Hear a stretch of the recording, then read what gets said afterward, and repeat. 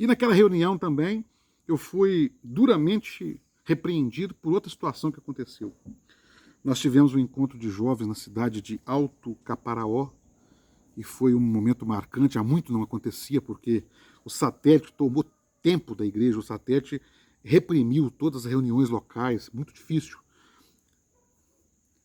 Nós fizemos ali um encontro de jovens, a expectativa era a presença de ali uns 50 jovens, mas no final, para surpresa, para a glória de Deus, nós tivemos 120 pessoas ali, contando os jovens e alguns adultos que foram para a organização e a realização do evento. E por isso não foi possível nós participarmos da escola bíblica dominical, a chamada EBD, via satélite, na igreja. Apenas por isso, porque todos os outros domingos, anteriormente e posteriormente, sempre ligado ao satélite, quando manda orientação. O que eu não sabia é que o satélite agora era um objeto de idolatria. Porque eu fui repreendido duramente que eu ia perder o ministério se o presbitério soubesse que eu não liguei o satélite um dia. Pasmem, um dia. Toda a benção. O pastor não perguntou como foi o evento, se foi uma benção, todos. Naquela mensagem que eu li aqui do texto da queda da Babilônia, foi passado um ponto muito interessante que diz assim, que a taça, o texto do Apocalipse diz que a taça das abominações. E eles disseram o seguinte, quando você está dentro daquela taça, você não consegue ver o que está ao seu redor, porque você está no mesmo nível. Mas você só consegue ver quando você se eleva, porque você olha de cima para baixo. É uma mensagem muito bonita. Mas o que eu percebi que estava acontecendo comigo agora era aquilo. Mas em relação à própria obra perfeita. Eu estava vendo os erros. Para culminar a minha saída, nós tivemos um chamado aí, Festas e Trombetas, que foi passado em novembro daquele ano, e foi retransmitido 2 ou 3 vezes. E a minha saída culminou com uma transmissão daquela ali. Foi dada uma ordem que nós convidássemos, é ordem, eu digo ordem porque não era pedido. Por que ordem? Porque nós tínhamos que apresentar nomes. A primeira orientação é que até o CPF tinha que ter no telefone de quem assistisse o programa. Não era um culto, não era um evento pessoalmente, era uma transmissão pela televisão. E nós tínhamos que pegar o nome das pessoas com CPF e com tudo, de quem ia assistir o evento. Depois essa orientação reduziu, falou, não precisa pegar o CPF. Uma coisa de louco. Mas qual foi o problema maior? Que naquela semana o evento ia ser transmitido no sábado, salvo me engano. Naquela semana nós, as igrejas tinham que estar envolvidas trabalhando, e nós estávamos enviando mensagem, convidando as pessoas e tal. E o presbitério tem um programa de controle.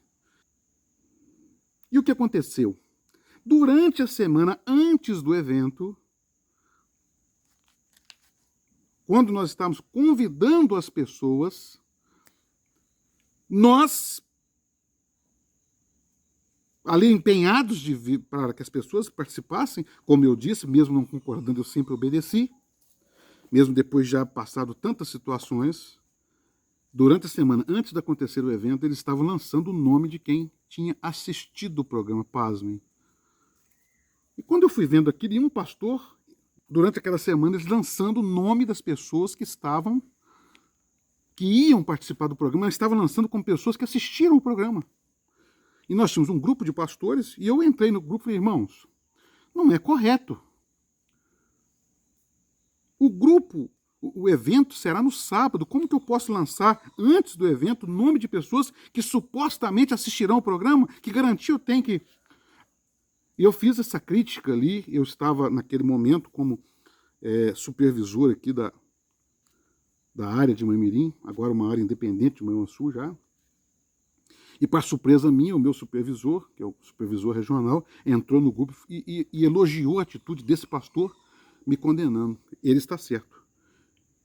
E aquilo para mim foi muito duro, porque falei, meu Deus, isso é mentira. Para massagear o ego do presbitério, do presidente da igreja, eu vou mentir? Meu, que falta de discernimento, que ponto chega a religiosidade no meio de pastores?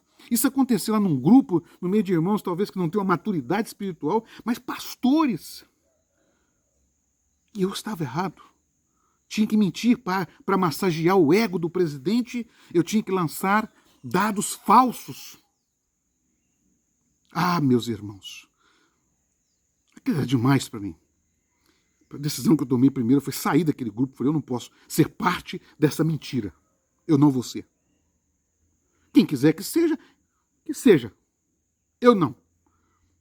Não porque sou melhor, mas eu sabendo dessa mentira, desse engano e continuar nisso aqui, eu estou pecando. E sair daquele grupo. Eu não posso ser conivente com aquela mentira, com aquele engano. Não, eu não. Se vocês concordam, vocês podem fazer. E a coisa ali foi aumentando. Eu não sei, talvez porque pode ter acontecido com muitos pastores naquele momento, ou se foi poucos. Eu sei que aconteceu o evento, uma semana após o acontecimento do evento, o presidente da igreja, elogiando por nome até algumas áreas, ao fulano de tal, assistiu 500 pessoas porque ele convidou. Mentira. Muita mentira e engano. Eu, muito triste com aquilo, suportei, quietinho, até que o presbitério lança uma circular. Essas circulares, elas eram constantes. E sempre que elas vinham como orientações do Senhor. O que estava querendo dizer? Que eram revelações de Deus para a sua igreja. Naquela circular, ela estava amaldiçoando as pessoas que não tinham concordado com o trabalho, aquele trabalho da forma que tinha sido feito. Em resumo, estava amaldiçoando a minha vida, estava amaldiçoando a minha família, estava amaldiçoando tantos quantos pastores que não acharam aquilo correto. Lançaram aquela circular publicamente, com um texto de Jó, amaldiçoando mesmo as pessoas que não concordaram, porque estavam tocando na obra de Deus. Quando eu leio a circular, eu entro, mando uma mensagem para os pastores, falei, irmãos, o que é isso? Nós já estávamos há meses da pandemia. Falei, o que é isso? No meio de uma pandemia dessa, as pessoas sofrendo, familiares morrendo, pessoas vivendo, e um presbitério lança uma maldição de pragas. Era uma maldição de pragas sobre as famílias. O texto dizia isso.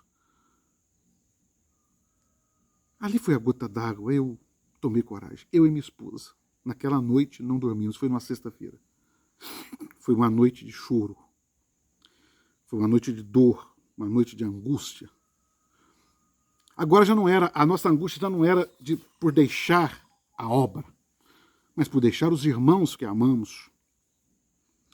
Mas naquela noite, tomado de força, creio por uma ação de Deus nas nossas vidas, nós tomamos coragem. E sentado aqui nesta mesa, eu e minha esposa fizemos um vídeo despedindo da igreja.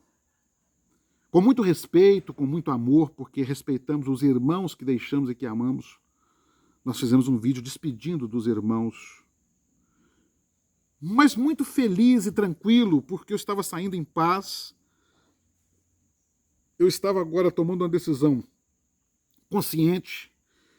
Diante, isso aqui que eu estou falando é um resumo de inúmeras e inúmeras coisas que eu não quero entrar em méritos para não ofender irmão A ou B, mas loucuras acontecendo.